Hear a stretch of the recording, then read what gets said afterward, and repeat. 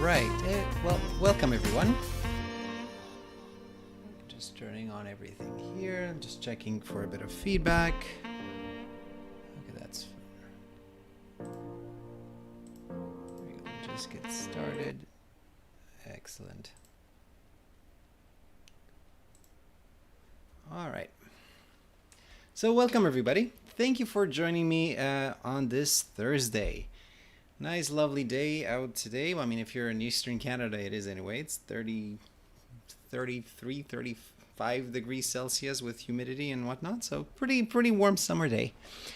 So what better day to talk about should you rent or buy during a slowdown? Now, obviously, this is a rather contentious topic in many ways. Just simply talking about renting versus buying is a contentious topic on the best of days, let alone when you're trying to focus on renting versus buying during a slowdown.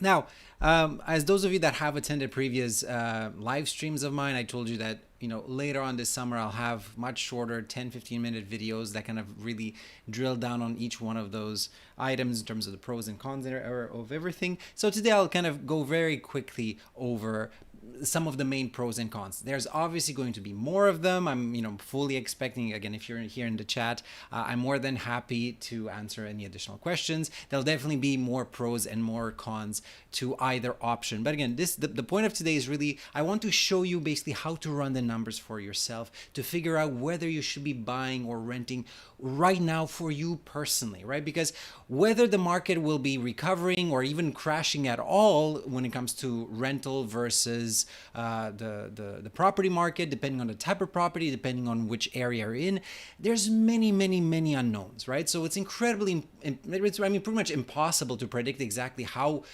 quick of a recovery or how big of a slowdown it might be, because it really depends on where you are, right? So instead of telling you, you should, buying is bad or renting is bad, no, you know what? I'm going to talk about both the pros and cons, and specifically, let's look at why do people actually want to buy versus why do they want to rent, and then you personally look at yourself, look at your own finances, because every single person watching this live and every single person watching this, a few days or weeks from now might be in a very different position. So for one person, it might be the right time to buy right now, or it might be the best time to rent, and the reverse might be true, right? So it's not that the market is going up or down, it really depends. The main thing you should really look at is it the right time for you? Ignore the market for now, okay? Again, I'll have future sessions or future short videos about looking exactly how to figure out the market, but the most important thing is it right for you? All right, so pros and cons versus renting versus buying. Let's very quickly look at renting. And as I said before, there are obviously going to be many more other aspects, both positives and negatives for this, which we will cover in the future. So renting versus buying over here, right? So let's begin with the positives. So what are some of the pros of renting? Again, before I write it up here on the screen, you personally think about it, whether you're a renter or whether you currently own. Think about it to yourself, right? What are some of the positives? Why have you rented in the past, or why are you currently renting? What are some of the positives that renting gives you? And again, it's not rocket science, right? So you'll probably come up with the exact same answers, very similar ones to what I have here. So one of the main positives, or one of the main pros of renting, is that it typically provides you more flexibility if you're uncertain about the job market, if you're uncertain whether you like that necessarily that area, whether you're still not really sure whether you want to have a family or not. So living in a tiny apartment might be perfectly fine when you're single, might start feeling cramped when you have a partner, and might be really not livable or might represent a difficult living situation if you have 2-3 little children, right? So again, that's not rocket science. That's very obvious. So renting typically provides a bit more flexibility, and especially if you're early on in your career. Maybe you're still in school, or maybe you just graduated 1 or 2 years ago, and you're still dealing with paying off student loans, right? So renting allows you a lot more flexibility. Now, obviously, it depends in which province you're in. Some provinces have different rules and regulations. For instance, it's very common if you happen to be in Quebec. Most leases in Quebec are year-long leases. Some might be 6 months long, but typically they're 1 year plus. You might have multi-year leases, which is very common in Quebec. In most other Canadian provinces, typically the first year is where you get your first the full 1 year lease.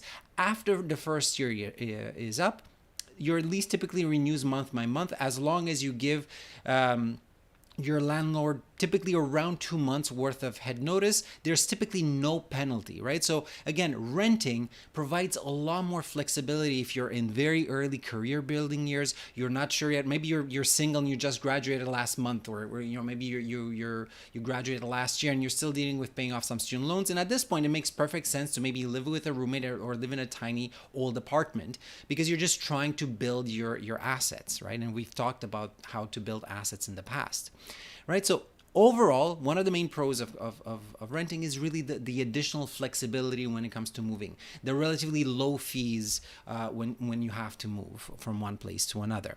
Now, it's also, again, this is not true everywhere, but generally speaking, currently, if you're looking at the Canadian market specifically, in the last 4 to, I would say, 10 years, like 4 or 5, 10 years roughly, in most large Canadian cities, not every single one of them, but most of them, it's typically significantly less expensive to rent than to buy once you do the math properly. And I'll show you an example of how to do the math properly afterwards. Realtors are experts at, unfortunately, misleading customers in many situations. Not always. Again, there are some amazing realtors out there who will tell you straight, sir or ma'am, given your current financial situation, you're going to have a hard time scoring a mortgage with this bank or that bank. And as a matter of fact, even if you manage to go to get a mortgage approved by one of the big banks, or you go to a secondary lender, chances are you're going to have a horrible time of it. Because yes, you might have bought the condo of your dreams, or you might have bought the house of your dreams, but turns out that it eats into X percentage of your monthly income. And as a result, you can't really do anything else other than, paying down your mortgage and maybe, paying off some of your other debts. Forget about vacationing, forget about doing anything else. Now, you might say, well, that's a perfect argument to be buying during a slowdown, right? I mean, I'm not allowed to go vacationing in Maui or wherever you want to go, so might as well. There's less pressure. Well, don't be so sure about that. Number one, again, we're hoping to get the economy restarted sooner rather than later. If that's feasible or not remains to be seen, but just don't assume that, again, your house is not, or condo won't be paid off by next summer or 2 years from now, right? In most cases, most people, the most popular mortgage amortization term in Canada, so basically it's over how many years do you pay off your mortgage, tends to be around the 20 to 25 year mark. In Canada, the longest mortgage term that you can get is 10 years. In the US, you can actually get terms for a full 30 years. You can have a full 30-year amortization, and the term can be locked in for that full 30 years. In other words, you know exactly how much interest you're going to be paying and how much your monthly payments will be for every single month for the next 30 years if you want in the US. Again, Canada, it's really only up to 10 years that you're able to lock in your mortgage rate. But the amortization, the amount of time over which you're going to be repaying the mortgage is typically, again, roughly 25 years long. You can extend it in certain cases. Anyway, long story short, in the vast majority of large Canadian cities over the last decade or so, it has been significantly less expensive to rent than to buy. Now, you might also say, well, obviously it's been less expensive. Those renters are just wasting their money, right? Because one of the main cons of renting, which again I'll talk about in a second, is obviously it's the idea that, well, you're just paying someone else's mortgage. So I'll revisit that in a second. But let's dwell on the positives for a bit longer. Let's look at buying. What are some of the pros of buying, right? Because obviously, if more flexibility when it comes to moving around is a pro for renting, that's likely going to be a con for buying, right? Because that's one of the advantages of renting. If renting in most Canadian cities, or most large Canadian cities, I should specify, over the last decade or so has been relatively less expensive to rent than to buy, and in many cases about 50% to 80% less expensive to rent the exact same unit once you factor in opportunity costs, once you factor in taxes, once you factor in insurance. Not just looking at, well, you can buy this condo for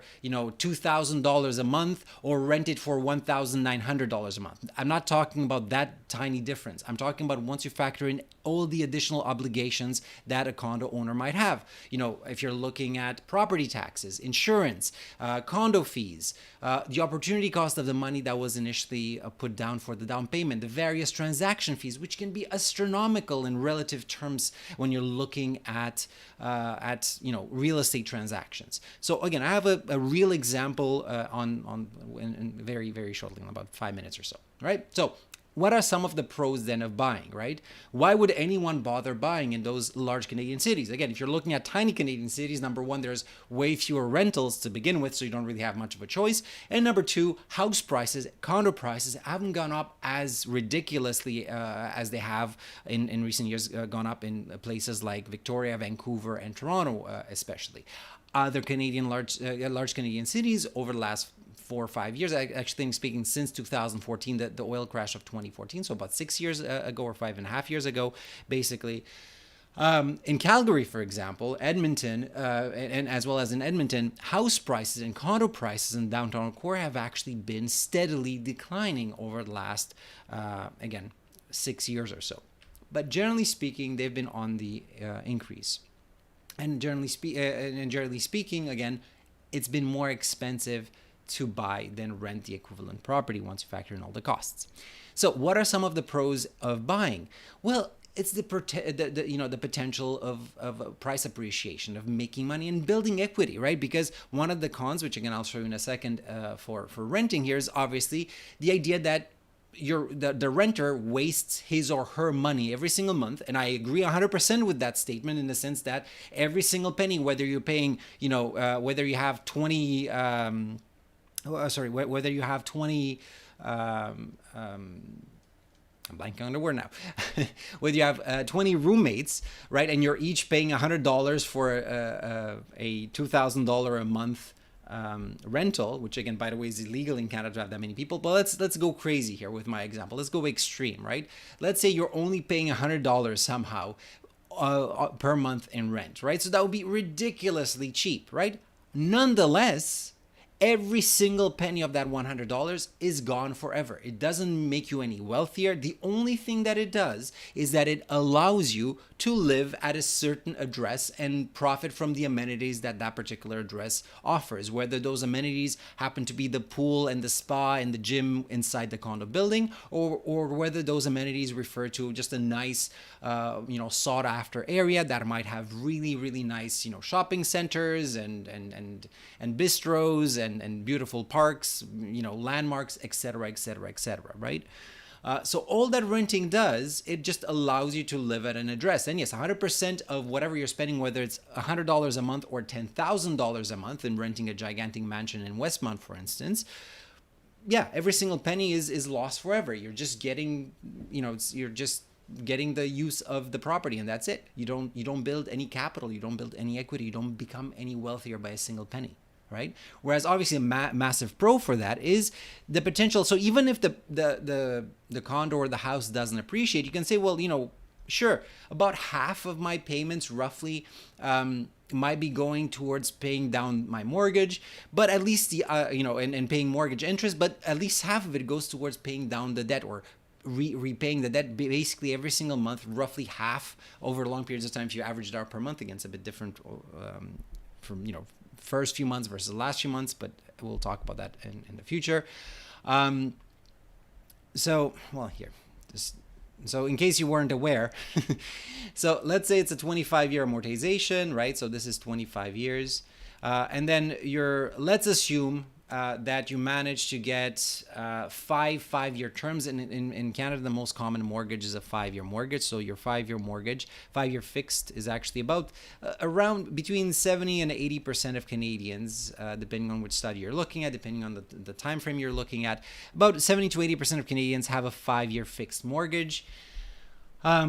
So, and let's assume you're able to renew it at the exact same interest rates over 5 consecutive periods over 25 years. Highly unlikely it would happen, but let's go with it, right? So this is year number 5, this is year 10, 15, 20, and then 25, right? And let's say you get like, I don't know, like a 2% mortgage, okay? So every single month, your payments, assuming you're renewing them at the exact same rate, technically speaking, if you're renewing them at the exact same rate over that long period of time, your monthly payments will always be the same, right? Let's say, again, just to make math simple here, let's say it's $2,000 a month, okay? So that's how much it costs you, okay? However, it's very disproportionate in terms of how much you're paying in interest charges versus how much you're actually paying in actual, let me just put this in blue here, how much you're paying in in interest charges versus the principal. So in the very first few years, sure. So this anything that is in blue here, it's about like this. Okay, again, this is an oversimplification of this, but so imagine this chunk of the payment, basically the blue chunk. Okay, imagine the blue chunk of the payment here. Okay, all of this stuff. This is basically the interest charges, okay? So keep in mind, your monthly payments are $2,000 every single month. But initially, very upfront, in the very few years of your mortgage, a giant portion of that $2,000 goes actually towards servicing the debt and paying basically interest charges. You keep on paying interest charges for as long as you have that mortgage, but the relative percentage of how much you're paying in interest charges versus how much you're paying down the debt fluctuates in this manner, okay? And basically in later years, despite the fact, again, assuming you're able to renew it for the exact same interest rate, obviously if you're renewing for different interest rates, then your monthly payments would change. But then the remaining section, this section here, the green section, right? So this chunk basically is the portion that you're using to pay off your debt. So this is literally just repaying the initial loan you're taking out, the initial mortgage, right? So both of these work in unison to, it's every single month you're basically paying the same amount, but in relative terms, you're paying a lot more upfront in interest charges. So the reason I'm basically bringing this up is, yes, you are technically speaking, even at the very beginning when you have a much higher percentage of your monthly cost. So let's say, again, this is an oversimplification, but let's assume here the first month, or like, at the very beginning, about 1,700 of your 1,000 or of your $2,000 monthly mortgage goes towards interest charges. Again, it's in some cases that might apply, but it doesn't, the real number doesn't really matter. The point is it's a very large percentage, okay? So let's say about 1,700 here for simplicity's sake. So still though, right, you might only be building a little bit of equity, but it's still $300 every single month. So I can see why a lot of people want to buy, because you're saying to yourself, well, look at this. I'm actually saving, I'm increasing my net worth every single month. And honestly, for people that don't know any better, for people that aren't aware of other tax efficient ways of investing in TFSAs, having a balanced portfolio, all the things we've talked about in previous sessions and we will talk about more about in the future. Yes, a house is an excellent forced saving / investment plan, really. Right? But I would really consider a house more of a savings plan than an investment plan. Keep in mind, a long-term rate of return on most real estate is around 3.4, 3.7% or thereabouts. So 3.4 to about 3.7%, again, depending on which studies you're looking. So that's your expected annual compound rate of return on real estate. It's around 3.4, 3.7%. Balanced diversified stock portfolio is around 7%, okay? So now you might be saying, well, why do people want to buy real estate in that case? Well, because again, when you're buying real estate in places like Canada, if your mortgage costs, or if the house costs less than $500,000, you need less than a $500,000 mortgage, then currently all you need is really just 5% down, right? So because you only need a 5% down payment. As a result, you're 20x leverage. Fancy way of saying, for every basically dollar that you have as a down payment, you have borrowed 19 times more, right? So you're basically right, because if you're multiplying 5% by 20, that gives you 100%. So the bank had to lend you out 19 times the amount that you initially contributed. So they take your 5% plus the bank's 19 times greater amount, which 19 times 5 is 95. That gives you 100% of the total, right? So in that regard, you're basically 19x or 20 up to 20x leveraged. Okay, so again, there's nothing wrong with this if you can actually afford to make those payments going forward. Life is not all about making money. It's a nice bonus to make a ton of money, but that's not the main point of life. Right? Well, I mean, if you think that that's the main point of life, think about it this way. Why do you want to have all that money? What is the point of amassing all that money? Just to say to everyone, look at me, I'm on the Forbes top 1% in the world billionaire chart or whatever, right? I guess that might drive some people, but for most people, they want to make a ton of money because they want to then be able to do whatever they want, whether that whatever they want is relaxing on a beach for a certain amount of time, or whether that doing whatever they want is being able to, take over companies or influence certain geopolitical events, right? So the sky's the limit, really. But the point is, it all really boils down to wanting to make money so you can be more in control of your time. Right? Anyone, the richest person on earth and the poorest person on earth, we all have a limited amount of time. And having money, yes, can increase that amount of time that you have. But at the end of the day, it all comes down to using your time and using it wisely. So this 5%, so because with real estate, you get away with only a 5% down payment and you're able to basically leverage or borrow those large amounts of money, then despite the fact that real estate only kind of returns about half of what the stock market returns. As a result, you can still make a lot more. You can still make a lot of money in real estate. That the problem is, whenever you're borrowing a ton of money to invest, obviously you are increasing the risk, right? So again, this is not me saying it; these are the experts saying, and I'll show you what I'm talking about very shortly. So yes, so the idea is, well, regardless of what happens with the price of real estate, I'm still, every single month I'm contributing, I'm increasing my investments, I'm increasing my savings, and so on and so forth for the future.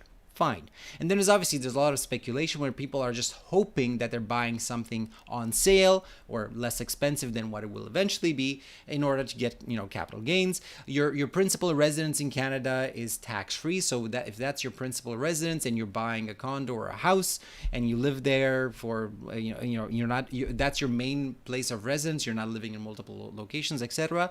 At that point in time, once you sell that residence, it's 100% tax-free, so you don't have to pay any taxes on any of the profits that you're making. But keep in mind, there are very high transactional costs, which we will see about. So a lot of times, this is less good, right? The potential for appreciation, I mean, that's a good thing, potential for appreciation, but it's less good, it's less certain. You're guaranteed to build equity, that is true. You're guaranteed in a sense that you're paying down that mortgage. Now, the thing is, if you're buying something that is overpriced initially, right? You're just guaranteed that you're paying back your loan.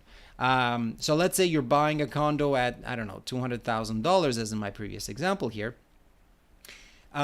If over time the value of the condo goes up, right? If the value of the condo goes up, then not only are you building equity because every single month you're making your payments, but the relative value also appreciates. So as a result, you end up with even more money.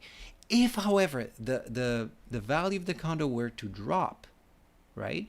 At that point in time, all that extra equity that you've been building, including your down payment and the extra payments that you're making on a monthly basis, as you can see here, those ones might be lost forever in case let's say you bought something in Calgary in 2015 and you're still waiting for price to return to their 2013 or early 2014 highs in certain parts of Calgary, for instance. So potential for appreciation is definitely a bonus, but it's not guaranteed. Typically, building equity is more, you're more likely to do so. But if prices start dropping significantly and you had a very small down payment, this might not necessarily always be guaranteed either. All you can be guaranteed by paying off the mortgage is that yes, you're reimbursing the bank at least. Now, obviously, again, it's not all about money. It's also what does buying versus owning represent, right? Buying versus renting represent. When you're buying something, because for the vast majority of people, buying real estate is going to be the largest purchase that they'll make during their lifetime. It's not surprising that owning something, whether it's a tiny condo or gigantic mansion, carries with it a sense of achievement and a sense of freedom, because now you're able to customize it a bit more than you would otherwise be able to. If you love pink walls in your bedroom, go crazy. You can pink wall all you want, right? If you want to have some ridiculous, backyard, built-in waterfall, whatever, sure, then you feel, you know what, I might be spending $20,000 on putting a fake waterfall in the backyard with like a fake mountain or whatever, and a lake, maybe a koi pond or a koi pond or something like that. If you're into that, go ahead. Again, if you're renting a house, even if it has a giant lot, you're like, well, it's not really, at the end of the day, I'm spending all this money, but I'm spending it for the owner, right? So you're less incentivized to do so. Now, just because you're owning doesn't, whether it's a condo or a house, doesn't mean that you can do whatever the heck you want, because obviously there are always rules and regulations by your neighborhood association or by your condo association. So make sure to read the fine print before buying something. If your idea was to demolish a whole bunch of supporting walls and putting in a new unit, or extending your garage, making it a quadruple car garage or what have you, or adding a second story or a third story to your house, make sure to be aware of what the bylaws are, right? So just because you're the owner doesn't mean that you can do just anything that you want to the property, but you're more likely to have a lot more flexibility than otherwise, right? And again, don't underestimate the sort of feel-good factor of being able to afford and buy what you want. Plus, there's also kind of this added sense of sort of worry-freeness in a way, provided you can make your payments. Very important. But basically, no one can kick you out of your house once you buy it. It's your condo. It's your house. No one can force you, if you have kids, to move because the actual landlord or the owner wants to move back in, right? Now, let's look at some of the cons real quick. So I already mentioned this, renting doesn't build equity. So whether you're spending $100 a month or $10,000 a month, all that money is gone forever. The pro for that, or the pro for that is, well, you get to live where you want with a bit more flexibility in terms of if you need to, if you got a job offer in Switzerland, well, by all means, give 1 or 2 months notice. You typically won't have to pay any penalties, and there you are. Worst case scenario, you'll pay one month of extra rent or something like that, right? So the fees are very, very minor. The cons, so another con obviously is, again, less customizable. I already mentioned this. What are some of the cons for buying? Well, again, there are maintenance costs, taxes, and fees you have to be aware of, and we'll discuss those very shortly. This was meant to be more. I forgot to edit this one here. So another con of so it's not this. Because basically it's misphrased. So what it should say is it's more customizable, but within certain limits. Another issue too, though, when you're buying, other than the additional costs, so maintenance costs, taxes, and fees, is that you're basically there's very high fees, so very high transactional fees. Okay, so this should say high. Because these are ongoing fees, right?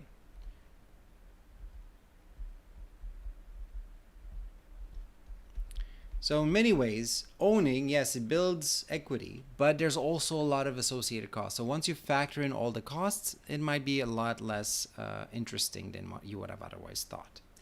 Now, here are two pictures. If these two buildings look awfully similar, it's because it's the exact same building. So these are literally this was posted last fall. Right now, both units are no longer on the market. So one unit was being rented out, the other unit was being sold, and they're literally above each other, right? So they're a couple of floors apart, but the exact same floor plan, exact same building, built at the exact same time, exact same number of bedrooms, bathrooms, etc. Right? So we're dealing with a very, very similar option here. So this is just the example that I've used here. So this was a 2-bedroom, 1-bath condo, which was being sold on the 3rd floor, apartment 305, or suite 305, I should say, for $459,000. This was basically in Griffintown in Montreal. It's a relatively new building. Now, again, whenever you're comparing renting versus buying, you should really be comparing as close of a identical unit as possible. There's no point in comparing how much a condo costs how much does a condo cost you to rent in downtown Toronto, but you want to be buying on the outskirts of Montreal. Those are not the same real estate markets. They're very different real estate markets, right? And even within the same city, there's no point if you're looking at a less expensive area of Montreal, for example, if you're looking in the East End, like Hochelaga, Maisonneuve, there's no point in comparing that to, buying. Well, why should you be renting a $2,000 a month condo downtown Montreal when you could easily just buy a condo that'll cost you around $2,000 a month, including the condo fees, way out east? Yes, but it's not the same area, right? So you want to compare the apples to apples and oranges to oranges, as the old saying goes, right? So in this instance, the rent was $2,200 a month for basically apartment 505. So again, just 2 floors higher up in the exact same building. And obviously that's a ridiculously high rent for those of you that are used to kind of smaller town rents. And this might be actually incredibly cheap rent if you're someone looking, living in Toronto, for example. In many places around Toronto, if you would want to have something that close to downtown Toronto of that surface area, 2-bedroom, 1-bath, it would probably cost you closer to $3,000 or thereabouts, right? So everything is kind of relative on when, the area you're looking at. But is that really all because at this point you could argue, well, okay, let's figure out what's the down payment going to be like, how much you're going to be paying in the fees, and what is the monthly cost, what are the condo fees, and there you go. Well, yes, those are things that we want to do in order to be able to make these two comparisons, because again, right now you're wasting or spending $26,400 every single year if you're going with option number B here, right, with renting it. But what are some of the associated costs with condo A? Because if you're ever contemplating this or that, the assumption is that you can afford both options. Otherwise, there's no point in saying, well, I know I'm about to buy a used Kia, but, I would like to look at how much a Lamborghini Gallardo would cost me, right? So, okay, if you want to compare the Lamborghini Gallardo 2020 to a Kia from the 1990s, okay, but realistically speaking, if you can only afford the Kia, there's no point in discussing the Gallardo to begin with. If you can afford both of them, then you can look at the pros and cons of both cars, and why would you consider buying one versus the other, right? Same thing here. So what are the minimum down payments? So again, as I told you before, minimum down payment currently for a condo or a house that is under $500,000 is 5%. Obviously, 5% of $459,000 would be $22,950. So the bare minimum legally required amount that you need to have set aside is $22,950.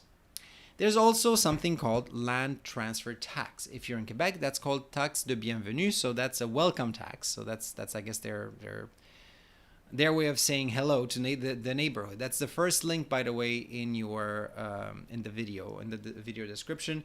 And I uploaded those or updated the description maybe about a minute or so before I started. So if you loaded a little earlier, you might not be able to see the link. But anyway, just reload it after the live stream is done, and you will have the links in the video description, basically. Now, here I'm giving you the link specifically to the land transfer tax for Quebec, for the calculation for Quebec specifically. But again, you don't, you can change this to any other city that you want. So you can write in Toronto here if that's the thing that you want to do. Okay, but let's look specifically at Montreal, since the condos we're looking at here are actually located in Montreal. The asking price $459,000, right? Okay. Well, it tells us that the minimum, that the land transfer tax is $5,385. Okay, so that is your minimum amount right there. Now, depending on what municipality you're about to buy in, some municipalities actually offer a first-time buyer a tax credit for this. In some cases, if you're lucky, and this is literally the first time you're buying a house or a condo, 100% of that land transfer tax might be waived. Other times it's a certain percentage. Might be 20%, might be 50%, might be 80%. Again, inform yourself depending on which city that you're interested in buying in. Again, that's typically a city or municipal rule and regulation. And just to prove my point, notice how there's no rebate. So here it tells you, if there's a rebate. Montreal used to have a rebate a couple of years ago. It's phased out since then. So notice that there's no rebate. Let's say you're looking at something like Toronto, and notice that in this case, the land transfer tax in Quebec is paid to the municipality. In other Canadian provinces, it's paid to the province, not the municipality. So, for instance, let's say you're looking at Calgary. So Calgary, Alberta, right there. In their case, yeah, actually, I forgot. And there's no land transfer tax in Alberta in general. But let's say you're looking at, I don't know, Regina. All right, so in Saskatchewan.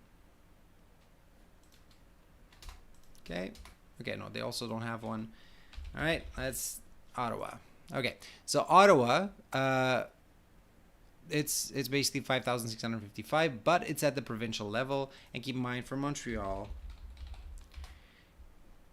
it was a little lower, 5,385. Again, every municipality sets their own tax rate. Some of them have it a bit higher, some of them have it a bit lower. Let's say we're looking at Vancouver. So Vancouver, 7,180. So if you think that's bad, let's have a look. And notice in most other Canadian provinces, it's a provincial one, or as is the case with the prairies, which I had forgotten about, there's no land transfer tax there usually. But yeah, so if you're looking at, let's say, Toronto, that is not a typo. In Toronto, currently the only city that actually enforces this, in Toronto, and keep in mind that the 5,655 was the same one provincially in Ottawa, right? So in Ottawa, you have to pay 5,655, right? And I haven't changed the price of the condo here. Whereas in Toronto, there's both a 5,655 provincial tax and a surtax, or an additional municipal charge of the exact same amount. So for the exact same purchase price, if you were buying this in Toronto, you would have to fork over 11,310, whereas in Montreal it only costs you 5,385, right? And then if you're looking at even cities within the Montreal general area, in some cases, okay, I guess their rebate also expired because they still had a rebate last year. But yes, in some cases, certain cities might have the exact same rate, but there might be certain rebates in place. Okay. All right. So in this case, the additional land transfer tax, 5,385. There we go.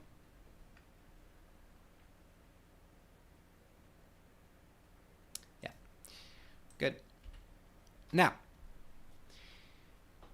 your closing costs are typically going to be roughly 2%, including the land transfer tax. So if I was just a rough estimate here, it would probably be another $4,000 or thereabouts. Again, the $4,099 was taken from an online calculator that I've used in the past, and that'll show you how to use in the future as well.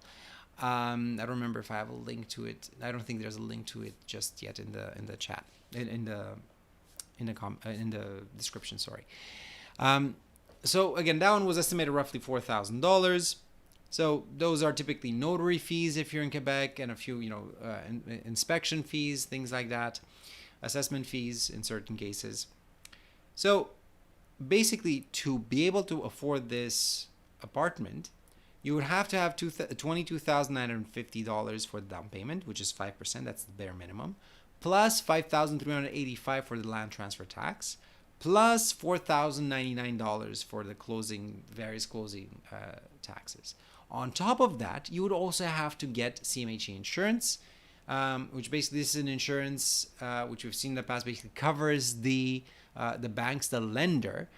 But you as the borrower has to pay for the insurance. So you might be thinking, well, hold on, isn't that like the biggest scam ever? Why on earth would I be paying something to insure the bank? Well, if you don't get that insurance, you're considered too high of a risk, and you won't be able to get one of the lower interest mortgages out there. So typically, if you have less than 20% down, you're considered higher risk, and as a result, to negate that risk or to remove that risk to the lenders, the CMHC, which is that stands for the Canadian Mortgage and Housing Corporation, which is a crown corporation of the federal Canadian government, they basically require people to have to pay this insurance. This insurance can be a one-time lump sum payment. So in this case, if you chose to do the lump sum payment thing, you need an additional $17,442. Notice how that pretty much doubles the amount of down payment you would need, right, if you want to do a lump sum. What a lot of people end up doing, however, because they cannot afford that, you can add this insurance coverage to your the cost of the insurance coverage to your mortgage. So what is your benefit of getting this insurance? Why would anyone in their right mind ever get this insurance? Well, again, legally speaking, if you want to deal with some of the large Canadian banks, the prime lenders, that's basically baked into the law. If you want to deal with them and you have less than 20% down, you have to get that insurance. You have to pay for it. What is your benefit? It allows you, because it lowers your risk to the bank. As a result, you qualify at the same low interest rate. So as a result, the amount of interest you would have to pay is less than otherwise if you were to go with a secondary lender. Secondary lenders usually don't require the CMHC insurance, but instead of charging you 1.9 or 2.9% for a mortgage, they might charge you 7 or 8%. Even at today's ridiculously low rates, secondary lenders still charge between about 5 and about 7%, in some cases all the way up to 10% or thereabouts, annual rates on mortgages, right? So to avoid that, you just pay the insurance, and there you go. What the insurance does is that in case you're not able to make your payments, the CMHC, the bank will repossess your house after 3 or 4 months have passed by and you haven't made your payments anymore. Obviously, with the current exception being with COVID-19, the regulated deferrals and all that stuff. But once those are done with, people are free to try to sell their houses, but and or condos. But if they're not able to, well, then you're pretty much stuck, having to sell for a loss or having the bank repossess your unit. Now, if the bank repossesses it, they will try to liquidate it. If the liquidation gives them their money back, they'll leave you alone. If there's a shortfall, so let's say they sell the condo and it turns out that even after you forfeited your down payment, even after the extra payments you've been making towards paying off your debt over the last X number of months or years, you're still the amount that the bank was able to get at auction during foreclosure was still less than what the outstanding mortgage is. So let's say you still owe the bank $10,000 difference between what they were able to sell the property for plus the fees that they had, and how much the mortgage was outstanding still was. So in that case, what the bank will say, it's literally, well, you owe us $10,000. CMHC says, oh, okay, here's your $10,000. The bank will be happy, they'll leave you alone. But now the CMHC turns around and basically sues you for the difference, and now you owe $10,000 to the Canadian government, because now you're owing $10,000 to the federal government or an agency of the federal government. What tends to happen is that they're able to garnish your wages. Simply declaring personal bankruptcy doesn't remove doesn't get rid of this debt, at least not in most Canadian provinces, with some exceptions in some of the prairies again. So long story short, you pay for this insurance because you present high risk. Your benefit is you're getting a lower interest rate. The negative outcome is if you're not able to make your payments, the bank can still repossess your house. CMHC will reimburse them the difference, and then CMHC sues you for the difference. So assuming that you don't want to add this CMHC insurance to the mortgage, because again, you could just add it to your mortgage. So keep in mind, this person had $22,950 down payment. If they chose to add this back to the mortgage at this point, they really only have $5,000, right? They only have, right, the difference between $22,950 and $17,442.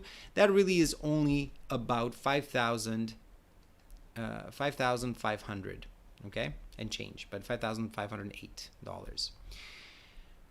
That's all they have. All right.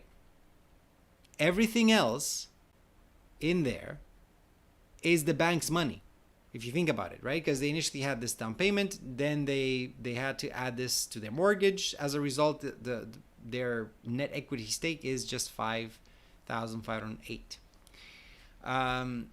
So anyway, so then plus those closing costs. So let's assume this person isn't in that desperate of a financial situation. They're actually able to make their payments, and as a result, they have this plus that. So they have $49,876 set aside, so they're able to make that payment. So they make the payment. All right, what then? Well, let's go on the other side and look how the renters are doing. Well, the equity built for rent again is zero, because unless you're buying, you're not building any equity. The only thing that rent does is just allows you to live there, right? Well, there's also additional fees for. Let's go back to the purchase option. So there's additional fees that people shouldn't forget about. First one is the municipal taxes. So the municipal taxes are there to maintain municipal services, right? Again, depending on which province, which city you're in, those municipal services may or may not include water and sewage. In most cases, it typically includes, road work, things like that. So in many other places, there might be additional, sewage or water fees on top of the typical municipal fees. There's also insurance, and this I just used an online mortgage estimator, an online home insurance / condo insurance estimator website. And it figured that, for something that is worth almost $500,000, the estimated annual insurance cost would be roughly $900 a year. Okay, which is not a huge amount of money, but it's still, it's not nothing either. Okay. There's also school taxes. So, municipal taxes plus your school taxes equal your ongoing property taxes. There's also condo fees. Now, the $3,936 a year condo fee, that's not pulled out of thin air. That was literally what the condo fee was here. And keep in mind, the condo fee is typically paid by the owner, unless the owner specifically stipulates in the lease agreement that it is the renter's responsibility to pay the condo fees. In the vast majority of cases, it is the owner that really has to pay for those. Okay? So what are the ongoing costs? So I'm not even looking at the mortgage just yet. So this is literally if you're taking the municipal taxes, which again, you don't have an option to opt out of. If you're taking the school taxes, which no option to opt out of, condo fees, plus the insurance. And by the way, this insurance typically won't cover your stuff. This is literally just covering the condo itself, and that's including liability insurance in case, let's say you forget a candle on and that burns down half the building. That way people are not suing you personally. The insurance company will repay them, and obviously there will be an investigation making sure it's not criminal, it's not, you didn't do it on purpose, etc. But yeah, so basically this type of insurance just insures the condo, the house, the building itself. It doesn't insure your stuff. If you also want to have your stuff insured, then you have to pay more. Okay, I used here an example of what. Again, this was posted last fall. So last fall, one of the best mortgages around were these 2.89% ones. These days, HSBC and a few other banks have listed in Canada various mortgages that are around 1.99% for like a 3-year fixed, I believe. And even around 1.49 or thereabouts for their variable rate mortgages in some cases. Anyway, so here I'm using this mortgage that is 2.89%. So as I said, it's quite high in today's terms. But again, historically speaking, that's actually still a really good, really cheap mortgage. So a 2.89% mortgage would equate to $2,121. Then obviously the minimum amount, because again, you don't have a choice to not pay your bank, again, with current COVID-19 exceptions, but just because you're deferring your mortgage doesn't mean you don't have to make a payments eventually, right? You're just deferring it for later. It's not as if they're not just forgiving you those amounts of money. So what is the bare minimum that you have to have? Well, again, in this situation, you need at least $49,876 to do all of this. And then you need ongoing costs of $2,121 plus $655 of $2,776. And now you might be telling me, well, Alex, you said that it's like, 50% more expensive, 80% more expensive to buy versus to rent. Yes, sure. This is $576 more expensive between this and this number up here. But that's barely like 20-ish%. That's not nowhere near. Yes, but we haven't completed the math just yet. Oh, and by the way, in case you were wondering, the interest costs, I'm just averaging it out over the first 5 years. So obviously in the first month, first year will be more towards interest and less towards the carrying costs, towards paying off the mortgage. But on average, over 5 years, this is the monthly equivalent amount going towards the interest versus the carrying cost of the mortgage. Okay. Now, so these two numbers make up this number here. Sorry. There you go. No, sorry. Those two numbers make up this number over here, I should say. Yes. All right. So here we go.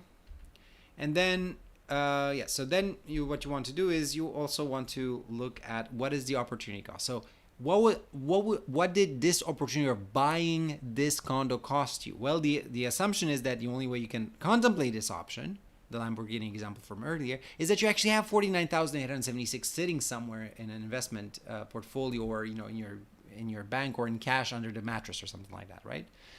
So let's assume a very conservative rate of return of 6% per year of those $49,876. So keep in mind, this person, yes, they're burning through $26,400 every single year, but at the same time, they still have those $49,876 initially.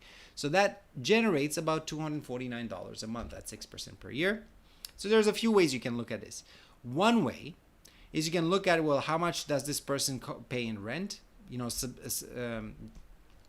And then subtract this amount, right? So the net rent, because the initial money they had here keeps on generating income for them. So their real rent is really around $1,951. Now, obviously, the key caveat there is that this 6% or 7% or whatever the percentage is not guaranteed. And during months and during instances where the economy is going belly up, like it has been doing in March, this can be very stressful. I get that, right?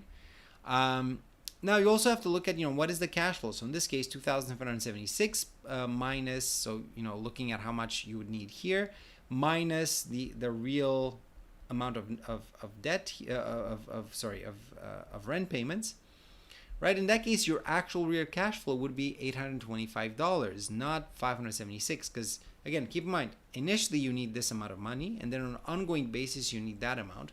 But that assumes or takes into consideration the fact that you actually have the ability to make those payments, right? And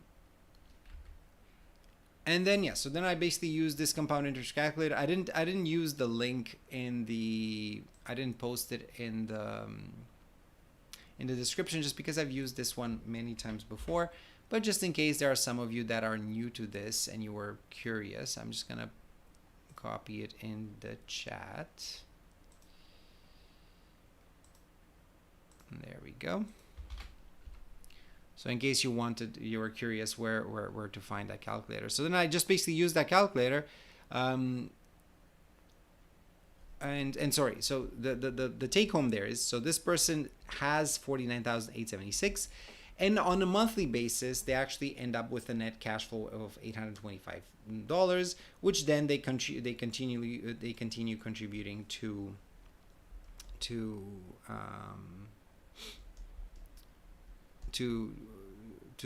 growing their investments.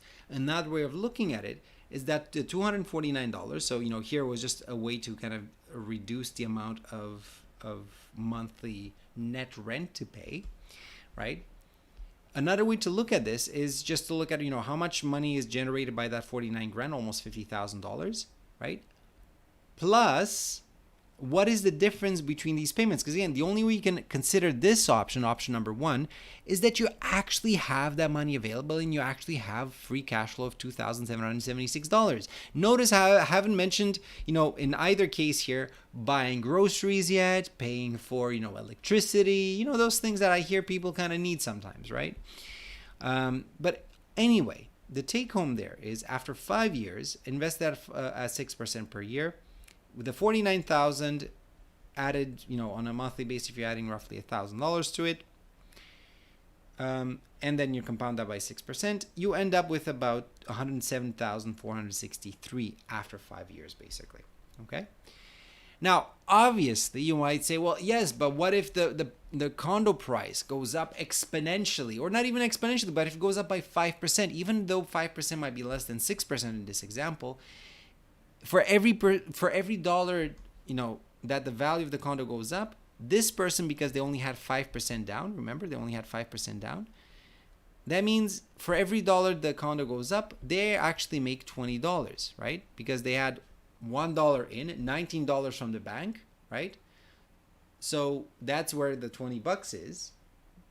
And then for every dollar that the value of the condo goes up, they basically get those relative rates of return. So that's when it can become very, very interesting and lucrative. The thing is, how likely are you to be able to rent it for more, or actually be able to support this cash flow, right? Now, after 5 years, if you're looking at a total number of payments that the person that bought and went with condo A here, they will have made $127,260 in payments. And then the condo equity itself is $89,642. Another way of looking at this is if you're doing this minus that, it will give you roughly $40,000, roughly $30,000. And those, well, actually no, it's closer to 40. Yeah, 40-ish, $38,000. And those $39,000, they basically represent money that is lost, right? So in this case, right, here you're renting a place. Here you're renting money. That's the way you should think about this, right? Because whenever you're getting a mortgage, you're literally renting the money instead of renting the condo itself or the house itself. And you would still, after those 5 years, your equity would be $89,642, but you would still have another $386,798 left over to pay. So obviously in this case, you end up with less net worth than in that case. Now, again, as I said, you will tell me, well, yes, but you're assuming no price appreciation. What if the value went up? And yes, for every dollar it goes up in value, you're technically earning $20. The issue, though, is what is the point of ownership, right? The main point of ownership, if you're buying a principal residence, is to provide you with a nice, safe place to live. Making money out of it is a nice secondary bump, right? A nice secondary bonus. So come back to, what is the purpose of ownership? Are you just buying to show off to your friends? If you're doing so, well, good for you. Make sure you can afford it, because it'll look very, very bad on you if you're trying to show off with something and then 2 years later you're forced to sell because you can no longer make the payments.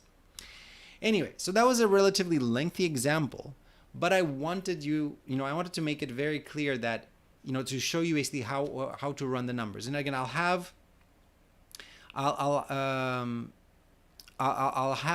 a shortened version of this in about I would say probably a month and a half or so from now, I'll post a 10-minute video or 15-minute video that will literally just run you through the steps and give you a few other tools. So, be on the lookout for that. Anyway, so just a couple more things I want to show you real quick here. So real estate can be a great investment if you can afford it, right? So the point is, you might be saying, well, what are you talking about, Alex, that it can be a great investment? You just told me that in that case, yes, in that case, it didn't work out. Run the numbers differently. And again, next time we'll be talking about real estate investment trusts on next Thursday.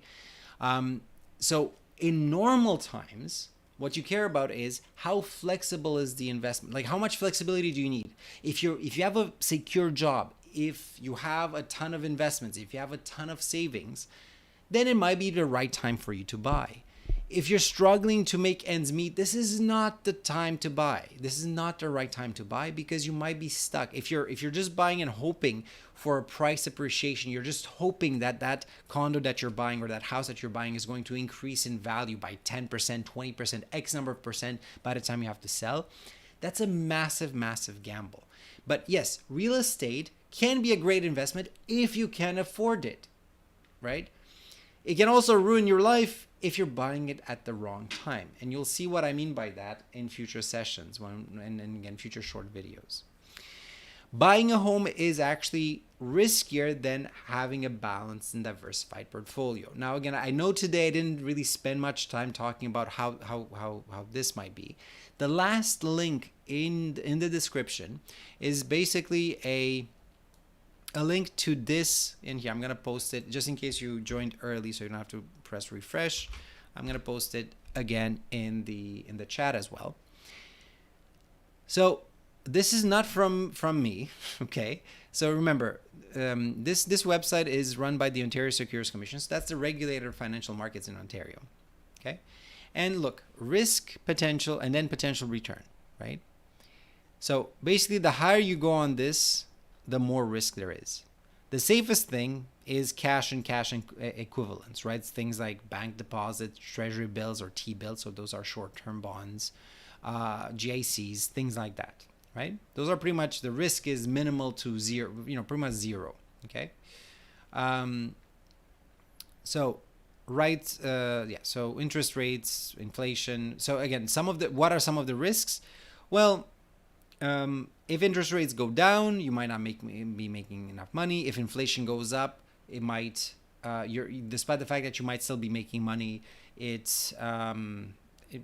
your money in real terms might actually be losing value. Let's say you're having a 1%, you have a high interest savings account that pays you 1%, but there's 1.5% inflation in real terms, despite the fact that there's no risk in you losing your money. And your money increasing by 1% on an ongoing basis, it's actually losing 0.5% of its value because 1.5 minus 1 gives you minus 0.5%, right? Now, bonds, again, almost as safe, especially if you're looking at bonds of Canadian government, federal government, for instance. Then Canadian stocks would be the next. And again, this is not individual stocks. Same thing, not individual bonds. Just buy an ETF of all of those. Then foreign stocks would be more risky. And then finally, the riskiest asset here that they're listing are real estate investment trusts. Again, next time I'll be talking about real estate investment trusts in greater detail. What to look for, what are the different subtypes. I discussed them a little bit in my previous session or some previous sessions. I mentioned them on a few occasions. So we'll be talking about that on next Thursday at 3 p.m.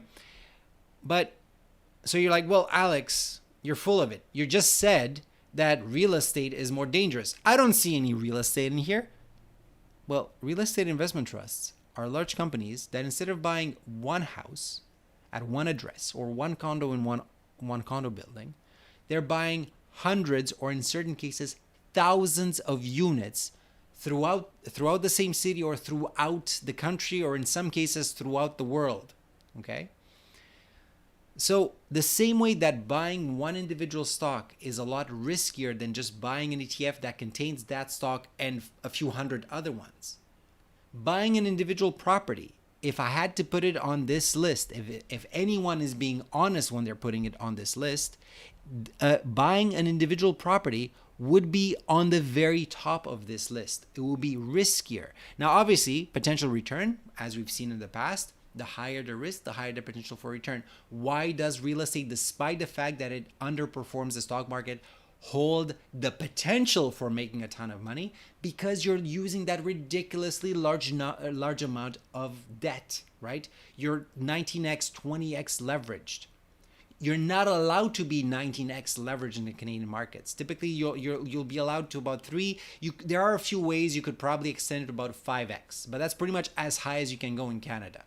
So you can use a bit of borrowed money to extend it to about twice, and then you can buy investments that are about they're triple short or triple long. Basically, whatever you're investing in, it gives you triple the return of that day. So if the market went up by 1% that day, your investment made 3%. And if you borrow that money and then use leverage to borrow even more money, you could technically get about a 5 or 6x leverage. But that's really the absolute maximum you can get leverage on the Canadian markets. The US markets, there are a few ways to get probably about 9 to 10 times that. But yeah, Canada is usually about between 3 and 5 in most cases. Real estate, however, you can be 19 or 20 times leveraged, basically, right? So because of that, if you're buying, and as long as you can make your payments and the market goes up, then good for you. You make a ton of money. If you're buying and something happens and you're no longer able to make your payments, or you're struggling financially because it's uncertain what's going to happen with your job, etc., then buying was really the bad decision for you at that point in time, right? Now, this doesn't mean you should never buy. You should always expect the worst. But be honest with yourself. How much can you reasonably afford to pay for a mortgage? What are some of your other options? And as I said, in many cases for people, why is real estate a good option for most people? It's because most people don't bother learning or don't have the resources, through no fault of their own, to learn about what are some other perfectly legal ways of paying zero tax, of lowering your fees, etc., etc., etc. Things I've talked about in the past, and I'll talk about many in other instances in the future, and in various sessions and various videos.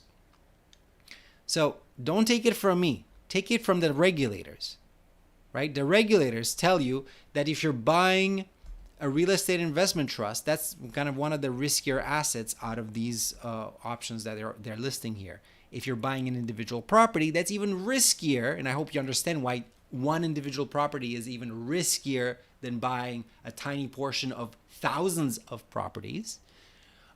Because a lot of people haven't been paying a lot of companies and individuals haven't been paying their rent and or mortgages over the last couple of months. Since March, basically, because the government has made it legal for them not to pay it until September, October, basically. Once that ends, there's going to be a really interesting cliff come the fall.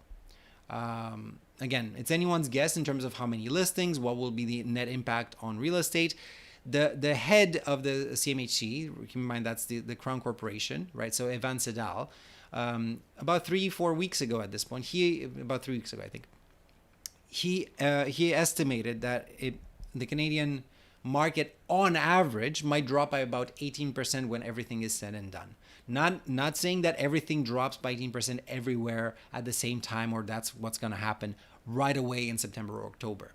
Just given how heavily indebted Canadians are, given that it's highly likely that even if COVID goes away, it's highly likely that it will resurface in one form or another in the fall-winter season. And as a result, there's a good chance that, unfortunately, quite a few people won't have regained their jobs. And even if we find a vaccine tomorrow, many jobs that were lost for good. A lot of small businesses that went bankrupt, they're not going to come back. Sure, those entrepreneurs might come up with another option, another idea, something else, in X number of months or years, but there will still be many people unemployed. Many more people will be unemployed by this Christmas than Christmas of last year.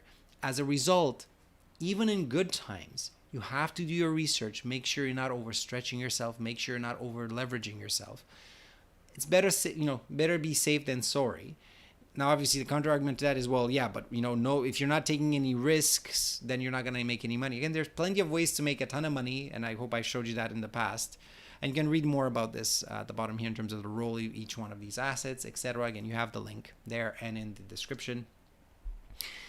So yes, there are plenty of ways to turn, a few dollars saved into literally millions of dollars in 20, 30, 40 years down the line, depending on how much you're able to invest every single month.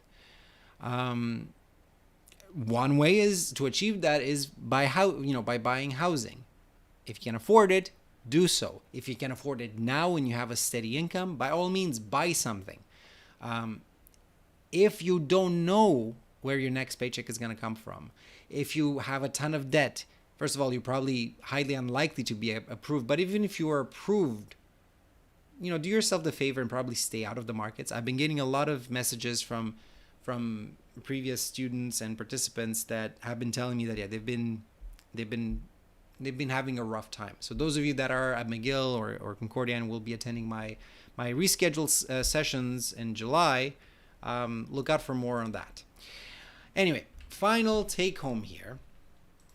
My final concluding remark. Which option is right for you? Should you buy or rent? Again, the option that provides you with the most choice is typically the best. So if you're a tenure track professor or a government employee with an ironclad pension and no way of getting fired unless you do something outrageous, and you can afford it and you have decent salary, by all means, go ahead and buy. If you're someone who just graduated, still has a ton of debt, questionable whether you'll even be approved, but let's assume you're approved. If you are approved, still think very hard. Why are you actually buying? Why are you so intent on buying? Is that really the best choice for you? Or have other people talk you into believing that that's the best choice for you?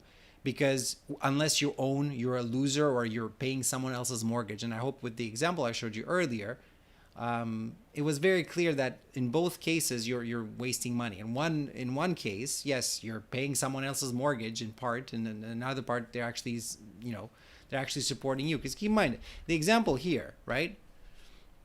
If I'm renting this apartment, I'm paying $2,200 a month, but this apartment costs this person $2,776 a month in carrying costs.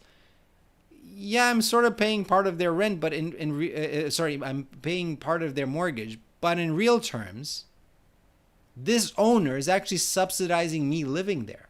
Because if I were to buy, it would cost me in real terms $2,776 a month. Whereas right now I have a lot more flexibility. Now, obviously, if you're wasting the difference between the 776 and 2,200 instead of investing the difference, and you're not investing anything, and you didn't have the 49,000 to begin with, then yeah, by all means, buy a condo. At least that'll force you to make the payments. If you're disciplined, however, there are many other options. And sometimes it's not all about money. Sometimes you just want to buy because you can buy, and even if you're losing money on it, who cares? It's a nice place that you want to live in. Now, whether condos are the right place to buy, a right thing to buy or not during a slowdown, especially such as this one where COVID-19 kind of has people freaked out and being close quarters with one another for good reason in many cases.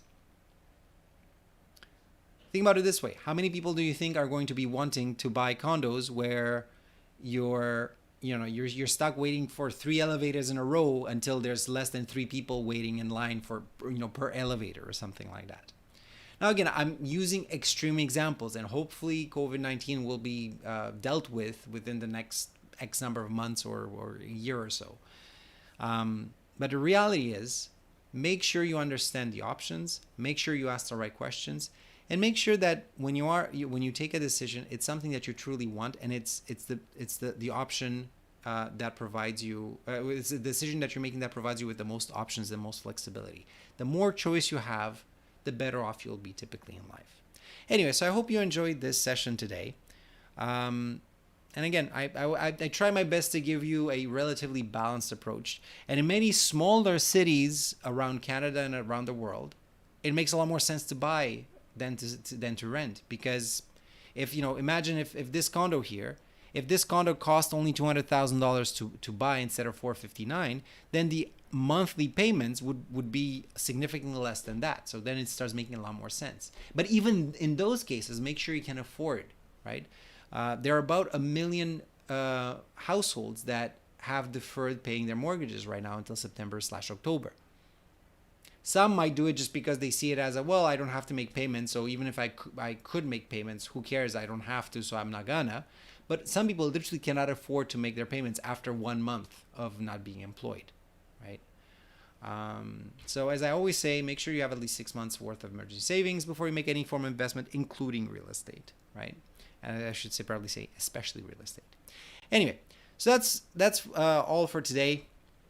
Next Thursday, I'll be talking about real estate investment trusts. We'll kind of go into and look under the hood a little bit more in terms of what do they invest in, which ones are more likely to outperform and underperform given, again, what the pandemic might have in store for different portions of the economy, whether you're looking at residential REITs or you're looking at office REITs and things like that. As always, if you have any comments, leave them below. And well, have a great evening and till next week. Take care, everyone.